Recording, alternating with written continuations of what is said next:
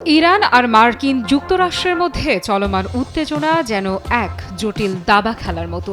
ইরানকে নিয়ে আবারও বড় ঘোষণা দিলেন মার্কিন যুক্তরাষ্ট্রের পররাষ্ট্রমন্ত্রী মার্কো রুবিও। সরাসরি হুঁশিয়ারি দিয়ে তিনি বললেন, কোনো রকম চুক্তি হবে না যদি না ইরান সম্পূর্ণভাবে ইউরেনিয়াম সমৃদ্ধকরণ, সন্ত্রাসবাদের মদদ এবং দূরপাল্লার ক্ষেপণাস্ত্র কর্মসূচি থেকে সরে আসে। শুধু তাই নয়, রুবিওর দাবি অনুযায়ী ইরানকে তাদের সমস্ত পারমাণবিক স্থাপনায় মার্কিন পরিদর্শক প্রবেশের অনুমতি দিতেই হবে।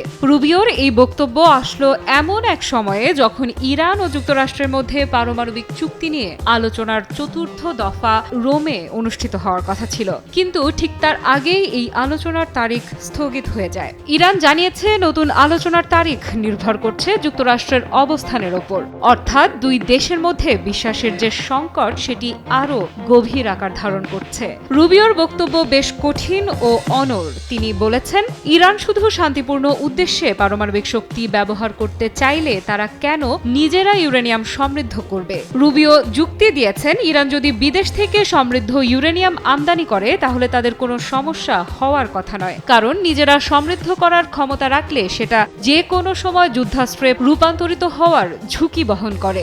৩.৬৭ সমৃদ্ধ ইউরেনিয়াম থেকে মাত্র কয়েক সপ্তাহের ব্যবধানে ২০%, তারপর ৬০%, এমনকি ৯০% পর্যন্ত পৌঁছানো সম্ভব। আর এই ৯০% মানেই পারমাণবিক অস্ত্র তৈরির উপযুক্ত মান।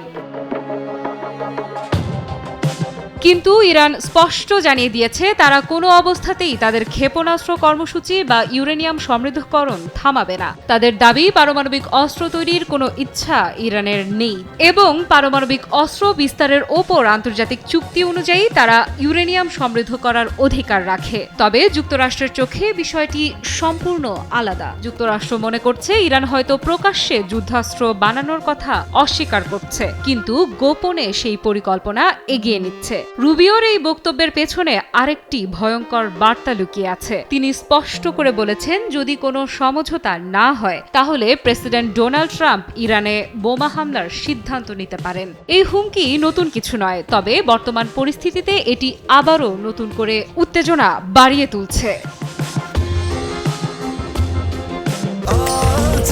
স্বাস্থ্যকর অল টাইম হানিকম, সব সময় অল টাইম হেলদি লাইফ।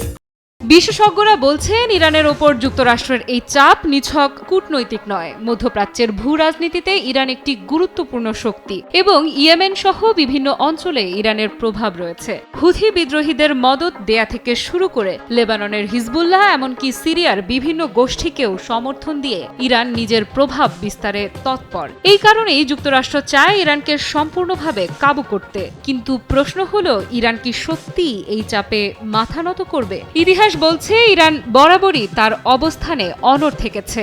আন্তর্জাতিক নিষেধাজ্ঞা, অর্থনৈতিক অবরোধ এবং সামরিক হুমকির মাঝেও তারা তাদের পারমাণবিক কর্মসূচি চালিয়ে গেছে। এবারও কি তার ব্যতিক্রম হবে? সবচেয়ে ভয়াবহ বিষয় হলো, যদি দুই দেশের মধ্যে কোনো সমঝোতা না হয় এবং সামরিক সংঘাতের দিকে পরিস্থিতি এগিয়ে যায়, তাহলে গোটা মধ্যপ্রাচ্য নতুন করে অস্থিরতার মুখে পড়তে পারে। এমনকি এর প্রভাব দক্ষিণ এশিয়ার ওপরও পড়তে পারে। বিশেষ করে তেলের দামে অস্বাভাবিক বৃদ্ধি এবং অর্থনৈতিক অস্থিরতা দেখা দিতে পারে। অন্যদিকে ইরান বলছে তারা শান্তি চায়, কিন্তু সেই শান্তির শর্ত তাদের জাতীয় স্বার্থের সঙ্গে সমঝোতা করে নয়। এই দ্বন্দ্বের সমাধান কোথায়? যুক্তরাষ্ট্র কি তাদের শর্ত কিছুটা নরম করবে, নাকি ইরান নিজের অবস্থান থেকে এক চুলও নড়বে না? উত্তরের জন্য আমাদের অপেক্ষা করতে হবে।